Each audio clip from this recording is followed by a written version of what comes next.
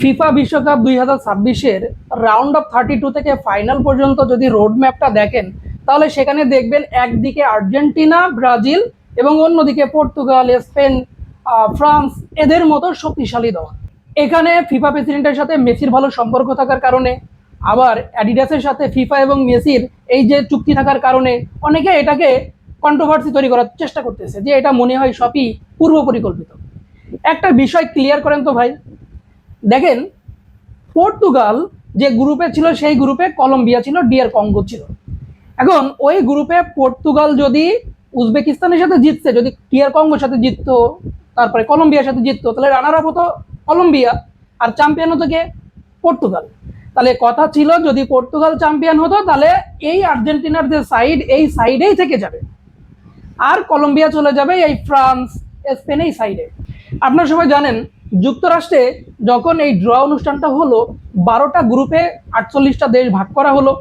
তো সেখানে প্রথমে হোস্ট নেশন হিসেবে 3টা কান্ট্রিকে 3টা গ্রুপে আর আগে থেকে দেওয়া হলো, কিন্তু বাকি যে 9টা পট, সে 9টা গ্রুপে র্যাঙ্কিংয়ের ভিত্তিতে 9টা দলকে দেওয়া হলো। কিন্তু সেখানে কিন্তু ইচ্ছা করে দেওয়া হয়নি, সেটাও র্যান্ডমলি দেওয়া হয়েছে সবার সামনে।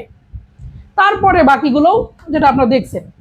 এখন আসেন এই রাউন্ড অফ 32-তে এসে যদি পর্তুগাল খারাপ খেলার কারণে গ্রুপটা চেঞ্জ হয়ে যায়, রোড ম্যাপটা চেঞ্জ হয়ে যায়, তাহলে সেই দোষ কি আর্জেন্টিনা?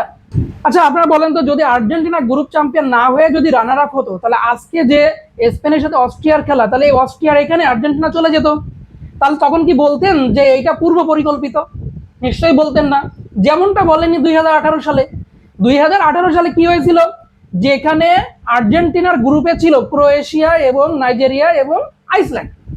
তো আর্জেন্টিনা প্রথম ম্যাচে আইসল্যান্ডের সঙ্গে ড্র করলো, পরের ম্যাচে ক্রোয়েশিয়ার কাছে চরমভাবে হারলো, লাস্ট ম্যাচে নাইজেরিয়ার সাথে জিতে কোনো রকম গ্রুপ রানার আপ হয়ে পরের রাউন্ডে গেল। তারা জানতো যে যদি চ্যাম্পিয়ন হয় তাহলে ফ্রান্সের সাথে দেখা হবে না, বাট রানার আপ হলে ওই ফ্রান্সের সঙ্গে দেখা হবে।